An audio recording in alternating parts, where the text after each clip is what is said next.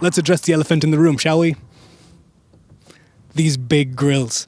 Well, we saw this on the 4 Series before, but now even the M3 gets these large kidney grills. I don't think it's apt to call them kidney anymore. They're more like lungs. But I actually like this now. It's grown on me. I know there's a lot of debate regarding this, but especially here in the M3 with these really aggressive bumpers, a lot of aerodynamic channels, this does also not have that frame around the outside. Let's take a look at the side profile. Of course, the first thing you'll notice are these really gorgeous wheels. As is the case with previous generations, the front are narrower and they're 19 inches. The rear are 20-inch wheels and they have a wider section as well. More aerodynamic channels, like for example from the front bumper, the splitter, it creates an air curtain around the side of the wheels. There's also air channeling under the chassis to suck the car closer to the ground. M competition badging on the left-hand side here. Carbon fiber outside rear view mirror cap, the optional carbon pack.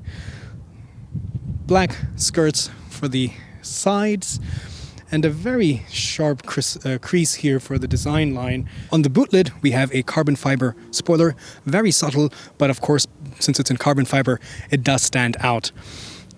M3 competition badging over here. The tail lamps are also really nice, very sleek, LED. In the M3, they curve upwards, as you can see, but in the M4, there's a little bit of a dip as it then curves around the side and then rises. Further down, a gorgeous carbon fiber rear diffuser and, of course, twin exhaust pipes, so quad pipes, 2 ports on each side. We have some M Sport or M Competition badging on the side over here, and as we move further along, you see that the outside rearview mirror cap is carbon fiber, thanks to that carbon fiber pack. All right, let's take a look under the hood. The M4 is powered by one of my favorite engines, the S58. Here in the more revised version, you can also see there's some more strut bars to provide more rigidity. And this is a 3-liter inline-6 bi-turbo petrol engine, which makes 480 PS in the standard M4 and 510 PS in the competition. The standard M gets a rear-wheel drive only 6-speed manual option. The M3, M4 competition gets an 8-speed automatic only, but you can still have it either rear-wheel drive or all-wheel drive. The standard M3, M4 does 0 to 100 in just over 4 seconds, so around 4.2. The competition does it just under 4, around 3.9. And the VMAX is around 290 kilometers per hour. And yeah, it sounds fantastic.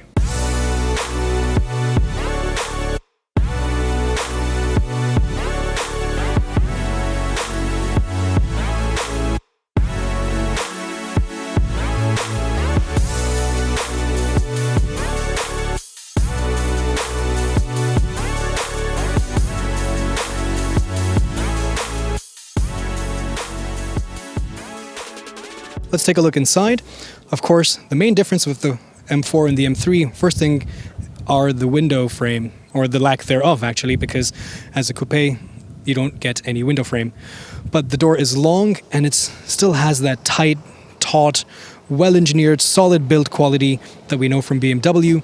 Soft touch materials here, soft touch materials here. Of course, very vibrant orange color, very orange soda, but you can choose another color. And honestly, the outside looks so daring and bold. The colors are really flashy, so why not also have a flashy color for the interior? On the inside, you will notice that this car has the optional bucket seats, which are carbon fiber. Really nice, very lightweight. But, you know, they still have leather on the inside in these areas, and I think they should have had more Alcantara options. You do have a little bit of Alcantara over here, though.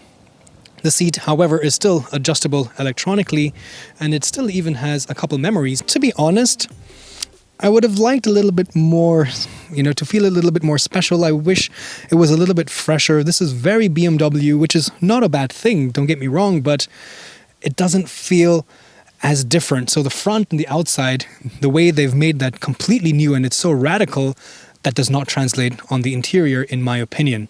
Nevertheless, you have a very familiar steering wheel, which we know works really great. Nice and chunky. We'll take a closer look at what it can do. You have a screen for your virtual cockpit, your digital instruments, as well as the screen over here. This is 12.3 and this is 10.25 inches. A lot of buttons here, so really happy to report that. And you're sitting really low down, very snug. Of course, I like to keep the seat all the way down. This is an M3, should always have the seat in a very low position so you get a good overview and it's a very sporty feeling. So therefore, plenty of headroom, This carbon fiber roof can be swapped for a panoramic roof at no extra charge, but I think it goes with the aesthetic. The roof liner is all black. There's a lot of black up here, although materials are good and soft touch. Nice texture over here for the vent and nice textured inlays as well. But I think this orange color, now I understand, it really pops. There's some other options if you don't like orange. But yeah, apart from that, the rest of it is still a little bit so-so. One is the M1 over here, which is you can set what this function, what this button will do. But basically, you can choose the different parameters for the engine, the suspension, the steering, and the braking to Sport, Sport Plus, or Comfort. And you can set up your own M1 and M2. Speaking of which, M2 is over here. Generally, M2 is the more hardcore racetrack-only version. And then, of course, behind them you see the paddle shifters for the 8-speed automatic gearbox. I also really like this, you can set up different driver profiles, but I really love this concept art here. It's very Atari, very anime, very cyberpunk.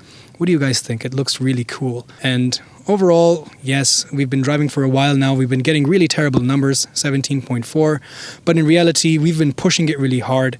I can assume you can expect numbers around 10 or 11 if you're going to be driving on the highway.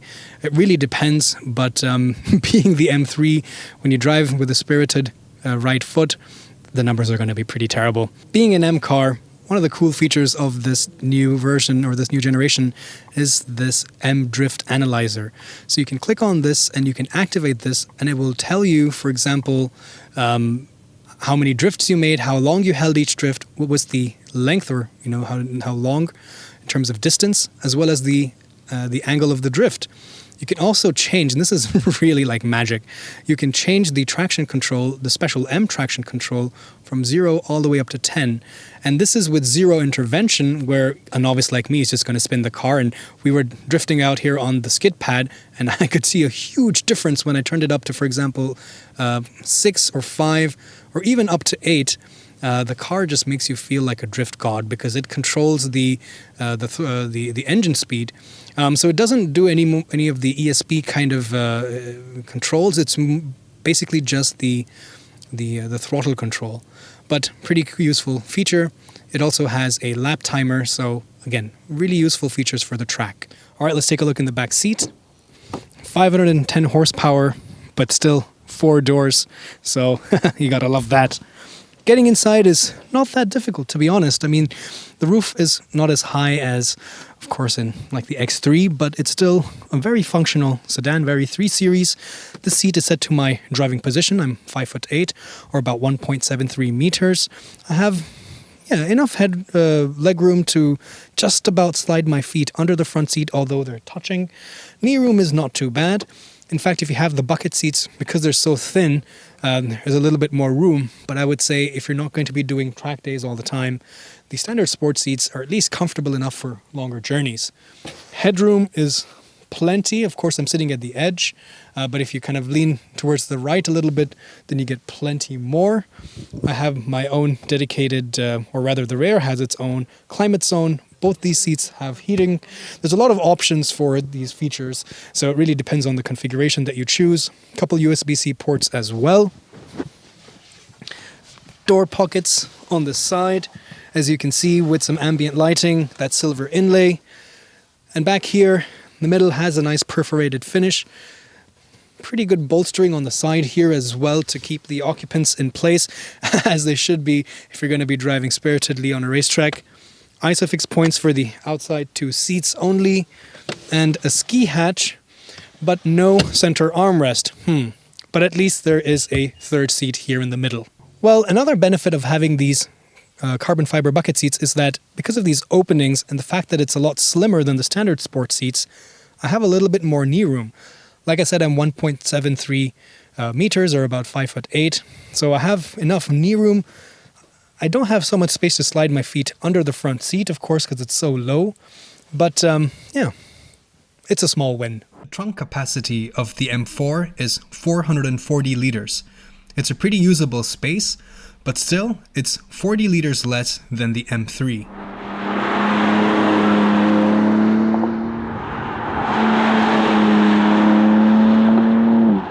Alright, so let's see how the M4 competition behaves on the racetrack. We've set up some cones here in this old airfield, and we're going to really test the handling characteristics of this car.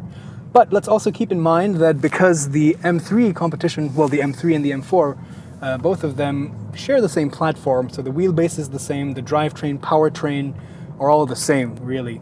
So we can expect very similar performance from the M3.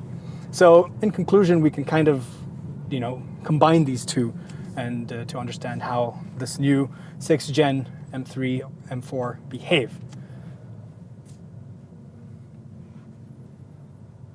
So right now, let's go into the M1 mode.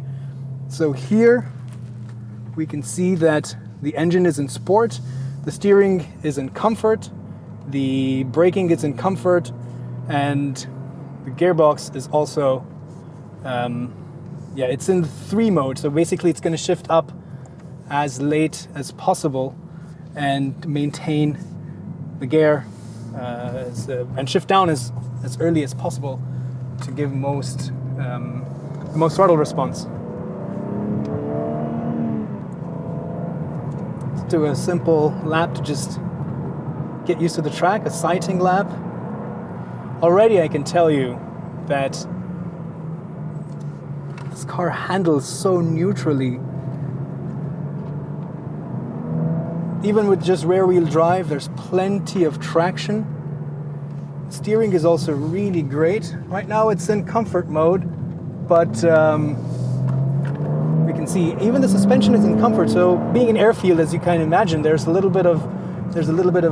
few dips here and there, and you don't really feel that sharp, that bump that much at all. The engine sounds really nice on the inside. The body is really well controlled, hard on the brakes. It's a little bit not linear, but let's see how it behaves in the M2 mode. Shifts are pretty good right now. I'm letting the transmission do all the thinking for me in the M1 mode. Going through the chicane, really balanced chassis. You can control the steering a little bit with the throttle. Very neutral. This car is so much fun to drift. I've been drifting it before on the drift pad, and it's super easy, especially with that new M traction control. It does the thinking for you, so even a novice like me can pull really epic drifts. Let's go into M2, and now to activate M2, you have to confirm by pressing it twice. Now the engine is in Sport Plus, the suspension is also in Sport Plus, so it's a little bit stiffer. Steering is in Sport, which means it's heavier. And the brakes are also sharper. Let's go, that bump still doesn't feel really bad. There's also a really nice head-up display which shows you the rev counter and so on. So it's really easy to see when you have to shift. And the engine, actually, there's so much of a difference between M1 and M2. Really, you're not getting that full 510 if you're not in this. And again, taking control of that manually with the paddle shifters, it's not as fast as Porsche PDK. It's not terrible, of course. It's still a torque converter, so I guess it's inherently in its design. So maybe a manual might be more for the purist. Oops, see, hit the red line because when I wanted to shift up, it took a little bit longer than I anticipated. Again, then I guess it just means it's a matter of getting used to it.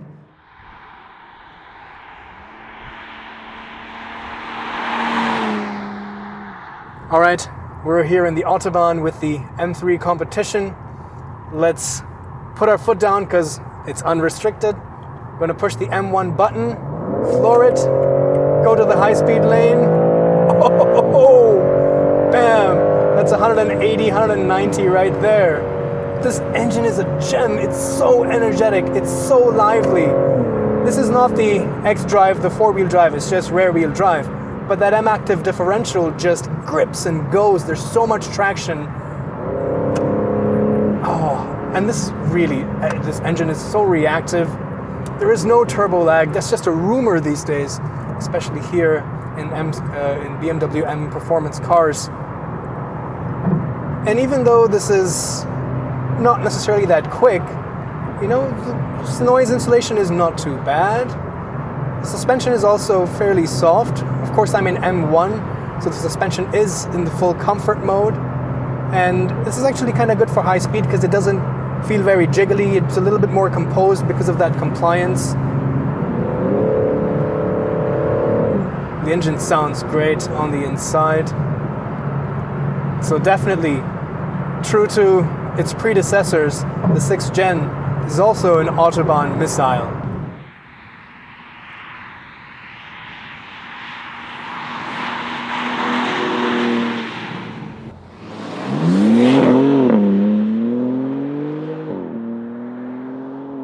Let's summarize today's episode. The price for the M3 starts at around 82,500. The M4 is not much different, just about 1,500 euros more. But, of course, there's a lot of options that you can add, and of course, if you get the M competition version, the M4 competition or the M3 competition, you're looking at numbers easily around 100,000 euros. So for that price, are you still getting that muscle car, that beast, the M3 that we've always known and loved? The answer is yes. It's a little bit different now because it looks a lot more different. And yeah, some areas I think could still be improved a little bit, like the steering feedback as well as the gear change. But on the whole, my recommendation would be keep it simple and then you will love it. So stick with the rear-wheel drive manual version depending on your design and practicality preferences. I would personally take the M3, but it's up to you guys what you really prefer. But I think then you really have a gem because it's practical enough, it's engaging enough, you can drive it every day because it's so much more comfortable, and that engine, that's the real gem. So, that's my verdict. Let me know what you think. Put it down in the comments below. Thanks for watching, and I'll see you guys next time.